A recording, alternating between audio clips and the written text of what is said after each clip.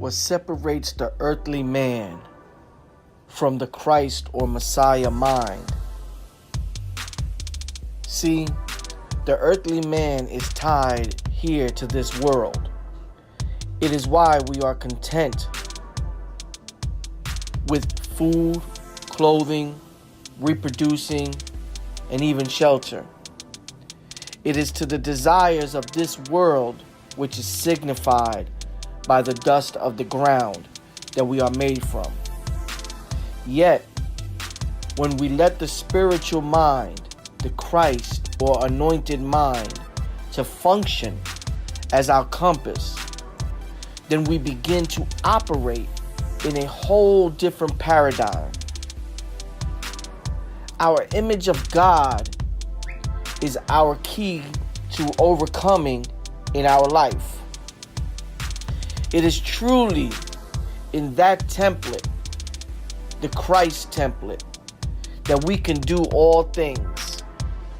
Going to war with the self, as the Muslims say, the struggle against the self, and the crucifying of ourself, as Paul describes, and picking up our crosses, the trials and tribulations of life, and dying to that dirt man, Adam, that's attached to this world and the things in it. This is the success. And that is why in the Muslims' call to prayer, it is yelled, "Come or run, rush to success." Because true success lies not in riches, but in the wealth of the spirit, which is given value by God Himself. It is through the participation in the atonement process, the process of success, and not being a mere spectator, that we become partakers of the divine nature. This is why, again, in the Bible, Paul says, putting on the whole armor of God, to participate in the jihad or the struggle against self. This is why the martyr in Islam, the one who dies in battle against the self, which is the greatest jihad, goes straight to paradise. Because it is through participation one overcomes. And see, as long as you see yourself in Adam, dirt, your perception of yourself is what leads you to brokenness. It is what leads you to depression. It is what leads you to weakness in self. Because you are relying on your lowest self to do everything.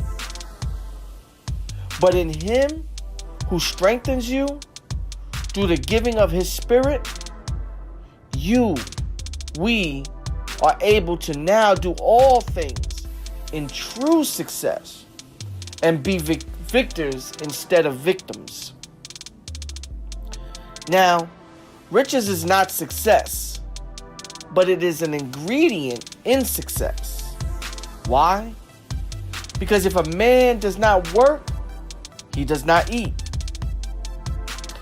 It is said in Islam by the Prophet Muhammad, if one of you were to carry a bundle of firewood on his back and sell it, that would be better for him than begging a man who may or may not give him anything.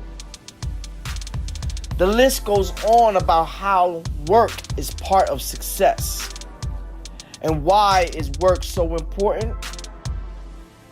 Because you have families to feed, babies to raise, mothers to take care of, sons and daughters to send off to get an education, charities to give to. You sitting at home waiting for God to come to take away your problems when He put His Spirit in you and gave you authority of the birds over the birds of the air, the fish of the sea, animals of the land, and ability to say to mountains, move, and it crumbles at sight.